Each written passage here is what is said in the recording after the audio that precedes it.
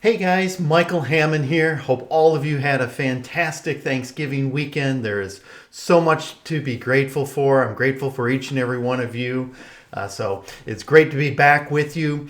One of the main topics that a lot of people have been asking me about recently is really their communication strategy. What is their messaging going forward and out to the marketplace? And so whether it's an individual and their personal branding and their messaging, if they're a salesperson trying to close deals, or from a corporate perspective, I think there's a couple things that are really important to understand.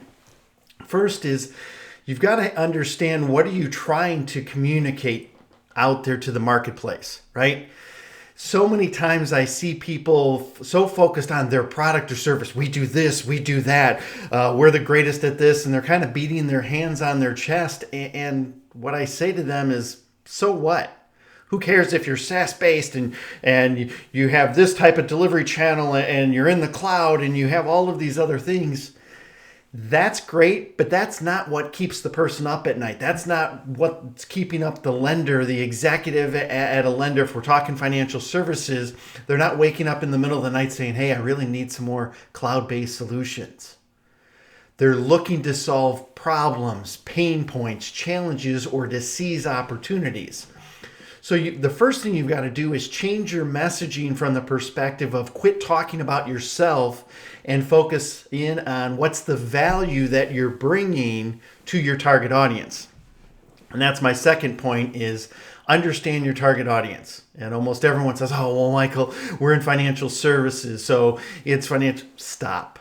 I get it. I get that, your general target audience, but I mean really study your target audience and understand who are you really trying to attract, and more importantly, what value do you bring to a specific audience?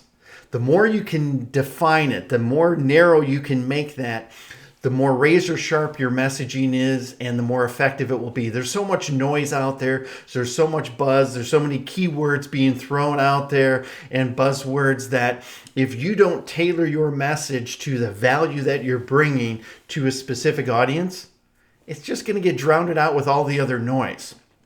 So when we talk about understanding your target audience, I don't just mean the very general, but now let's start getting very specific. If you're targeting financial institutions, is it a lender? Is it a bank? Is it a credit union? If it's all three, that's fine. What do you bring to each one of those segments? So you may have an overreaching communication strategy, but then you've got to start drilling it down for those specific segments. Let's say a credit union. Well, you can't just talk about the borrower, you got to talk about a member. And you've got to understand there's language that is different to a credit union than there is a bank, than there is a lender. Let's take it a little step further. Who's the entry point at each of those institutions for your specific product or service? Because when you start coming up with your communication and your strategy and your messaging, yes, you may have a 50,000 foot view messaging. We do X, Y, and Z. Once you start bringing it down and understanding who the entry point is from your target audience, you also then have to start creating buyer personas. So you've got to understand the buyer journey. And then what are the personas for the people that are making the decision for your specific product or service? Because if it's the head of IT, what's important to them is different than what's important to the CEO, than what's important to the head of marketing. And the better you understand their roles, their pain points, their triggers, their specific motives and objectives. And you can see I just kind of screwed that messaging up, but that's why we do these things. You just keep running with it.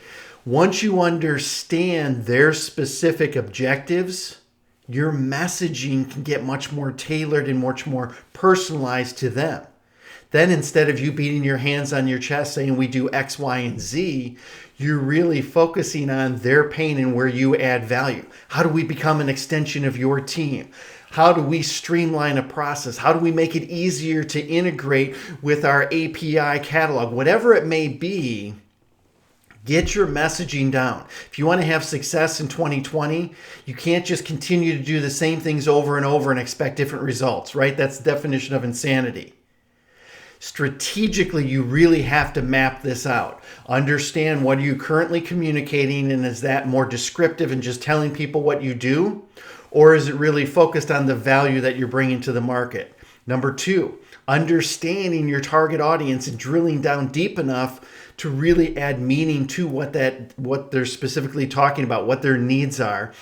And then once you understand the target audience, look at your buyer's journey and the different buyer personas, the different people making the decision, and start tailoring your message to that. When you do that, you're going to have much greater success with that. Go out there, make it a great day. Let's really start getting the messaging together so that we can springboard our success in 2020. Have an amazingly blessed day.